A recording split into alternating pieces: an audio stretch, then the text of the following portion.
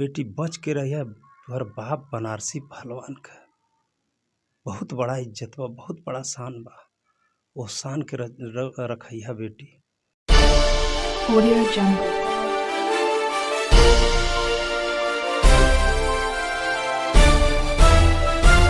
Audio Jungle. AB news की टीम आज एक ऐसे कलाकार के साथ है जो किसी परिचय का बहुत ज़्यादा मोहताज नहीं है, क्योंकि इन्होंने अपने कला के माध्यम से जो दर्शकों के बीच में अपना पैठ बनाया है वो निश्चित तौर पे बड़े ही काबिल तारीफ है। आज भोजपुरी सिनेमा अपनी ऊंचाइयों को छू रहा है, खास करके पूर्वांचल और बिहार के क्षेत्र में। इसी फिल्म के एक कलाकार हैं, उस फिल्म के नायक भी हैं धर्मेंद्र अर्पण जी, जो इनकी कल मूवी रिलीज होने जा रही है, उसका नाम है बनारसी पहलवान। आज हम लोग उसी थीम पे बात करेंगे कि बनारसी पहलवान का थीम क्या है, किस आधार पे उसको बनाया गया है, और उसकी सारी बातों पर हम लोग चर्चा करेंगे। सर, एबी न्यूज में आपका स्वागत है। बहुत बहुत धन्यवाद। क्या है सर ये बनारसी पहलवान? नाम से ही ऐसा लग रहा है कि कोई बहुत दबंग टाइप की मूवी है। क्या है इसमें? नहीं, आप सही कह रहे हैं। जैसे बनारस की रियल घटना है और रियल घटना को फिल्मी पर्दे पे उतारने की कोशिश किया गया है। डायरेक्टर साहब ने ऐसा कोशिश किया है और ताकि समाज में एक अच्छा संदेश जाए, इसलिए भी कोशिश किया। हम तो उसमें एक कैरेक्टर एक्टर हैं और अच्छा बनाया गया है। मैंने जरा देखा मुझे उसको। बताएंगे इस फिल्म की थोड़ी सी स्टोरी, ताकि दर्शकों के बीच में एक जाए, एक प्रोमो टाइप का। नहीं, स्टोरी है एक बहुत बड़ा पहलवान, बनारसी पहलवान नाम एक बहुत बड़ा नाम है, हिंद का बहुत बड़ा नाम होता है। ये बनारस की घटना है और वो पहलवान आप समझ ली कि जब देश गुलाम था तब की ये घटना है। ये इतना बड़े पहलवान थे कि पूरे हिंद में चैलेंज बोल दिया गया था। उन पहलवानों को परास्त करने वाले बनारसी पहलवान था। और बनारसी पहलवान का रियल नाम श्री राम है, लेकिन बनारसी पहलवान से मशहूर है। लेकिन जब विरोधी दल जैसे आपको विलेन नहीं होते हैं, विलेन के घर भी पहलवान हुआ करते हैं, लेकिन बार बार जब ये बनारसी पहलवान उनको परास्त कर देता है और पूरे हिंदुस्तान में चैलेंज बोल देता है, तो उनको अपने सम्मान पे बहुत ठेस पहुंचता है।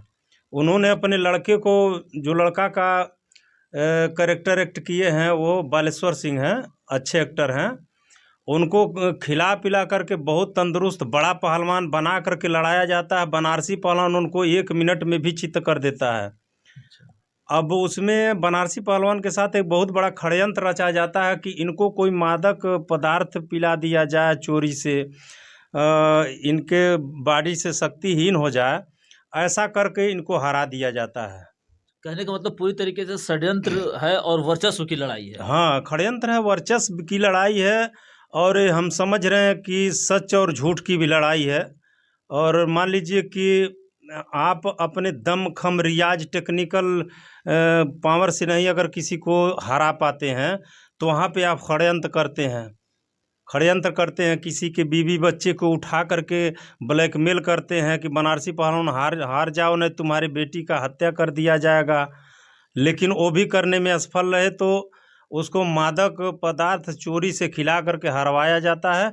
और यह चीज़ बनारसी पहलवान के बेटे हैं बर्दाश्त नहीं कर पाते हैं। अंतिम कड़ी तक लड़ाई पुरजोर लड़ा है, और जो विलेन ग्रुप है उन ग्रुप के सारे पहलवानों को हरा करके और उस फिल्म का एक सारा सकारात्मक अनुभव दिया है। यानी कि जैसे अगर कहते हैं कि सिनेमा समाज का आईना होता है, जी जी जी। और समाज में जो जो घटनाएं चल रही हैं, षड्यंत्र हो, लड़ाई हो, एक दूसरे को दबाने या ओवरटेक करने का मामला, वो सारी चीज़ें इस मूवी में मिलेंगी। नहीं, इसमें तो आपको देखिए हंसी मजाक भी मिलेगा, क्लाइमेक्स बेजोड़ मिलेगा आपको, और एक रियल कहानी मिलेगी, जिस कहानी को आप अगर शुरू में 5 मिनट पकड़ लेंगे तो लास्ट तक आप छोड़ नहीं पाएंगे।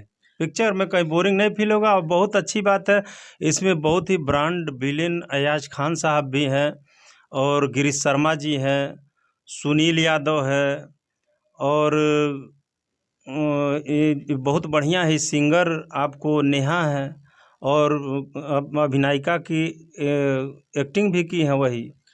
अच्छा, अगर ये बात कहें सर कि इस मूवी को बनाने के दौरान किस किस तरह की चुनौतियां आपको सामने आई?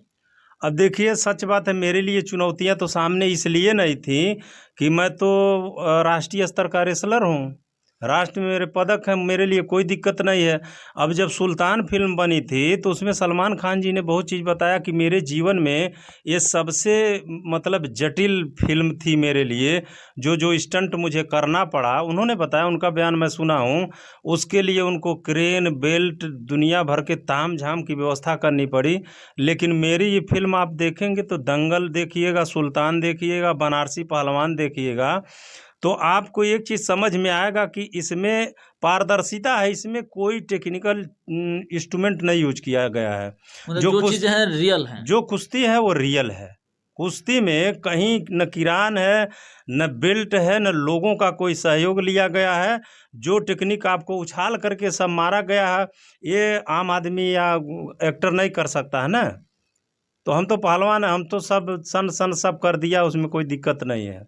चलिए, कुछ दर्शकों को आप संदेश भी देना चाहते हैं हमारे चैनल के जरिए? हाँ हाँ, मैं इसलिए हम तो ये चाहते हैं, जो डायरेक्टर हैं, जो प्रोड्यूसर हैं फिल्म इंडस्ट्री के, भोजपुरी के खास करके, मैं कोशिश करूँगा कि ये आप कह रहे हैं पिक्चर एक आईना होता है, तो उस आईने पे ऐसी अच्छी अच्छी चीज़ें पेश करें ताकि इस देश में या प्रदेश में, देखिए भोजपुरी सुनने का एक तबका बहुत बड़ा है। आप देखते होंगे खेसारी यूट्यूबर शायद 4th स्थान पे है, चौथे जी नंबर हाँ। पे सर्च किया जाता है। अब समझिए, भोजपुरी अपने देश में नहीं, कई विदेशों में भी देखा जाता है।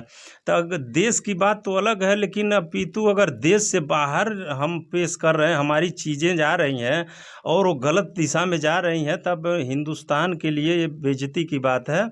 और इसलिए भोजपुरी को सर, जैसा कि अक्सर ये आरोप लगता रहा है और इस पर नियम भी बनाने के लिए बात की जा रही है। खुद यहाँ से गोरखपुर से सांसद हैं रवि शुक्ला जी, वो लगातार बोल रहे हैं कि नहीं, हम इस पर संभालेंगे। अश्लीलता परोसने की बात, क्या ऐसा भी उस मूवी में कहीं है?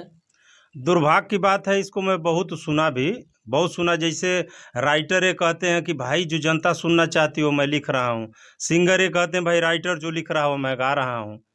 तो अगर ये मार्केट में चल रहा है, मैं बहुत ओपिनियन सुना हूँ, अगर मार्केट में चल रहा है, यूट्यूब पे बेजोड़ ये अपना प्लेटफॉर्म अर्जित कर रहा है, तो ये समझ रहे हैं कैसा है। लेकिन हमारा ये मानना है कि हम किसी ऐसे चीज़ पे मेहनत करें कि जो सकारात्मक हो, जो अच्छा संदेश जाए।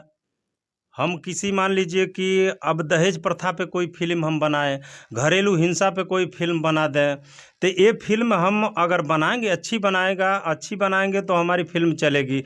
खैर, हम डायरेक्टर प्रोड्यूसर तो है नहीं, हम तो एक्टर हैं। लेकिन मैं निवेदन करूं डायरेक्टर और प्रोड्यूसर से कि अच्छी चीज़ दो, कि जो कि बॉलीवुड में, हॉलीवुड में उसका जो इमेज है, उसमें जो पारदर्शिता है, वो पारदर्शिता यहाँ भी होना चाहिए। जहाँ तक रवि किशन जी की बात हो गई, भाई रवि किशन जी राजनीतिक व्यक्ति नहीं है बेचारे, वो तो हमारे जैसे कलाकार हैं।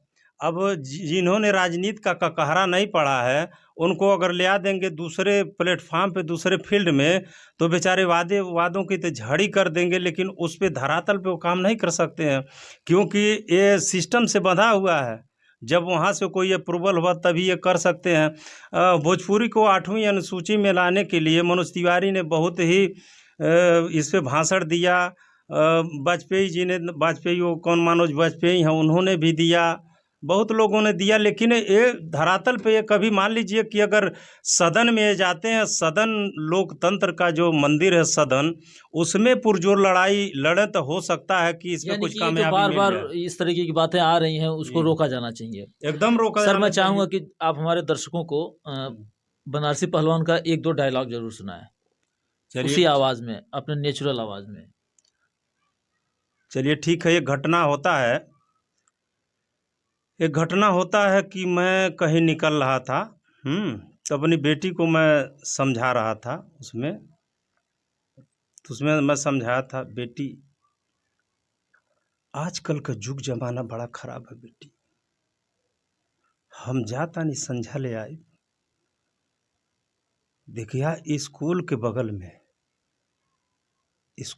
बगल में कुछ लुच्चा लखम्बा लफंगा हुवन। बेटी बच के रहिया, तोहर बाप बनारसी पहलवान का बहुत बड़ा इज्जत बा, बहुत बड़ा शान बा। वो शान के रखिया बेटी। अगर हमार इज्जत रखा ले लू, हम मर जाब, हमार दिक्कत कोनो दिक्कत ना बा, लेकिन अपने बाप का इज्जत सम्मान रखिया। चलिए, बहुत ही शानदार एक पिता का पुत्री को दिया गया एक मैसेज है। मैं चैनल के माध्यम से चाहूँगा कि दर्शक इस पिक्चर को देखें और देख करके उसकी जो भी अच्छाइयाँ हैं या खामियाँ हैं उसे कमेंट करके बताएं। साथ ही साथ हमारे चैनल को भी प्रमोट करें।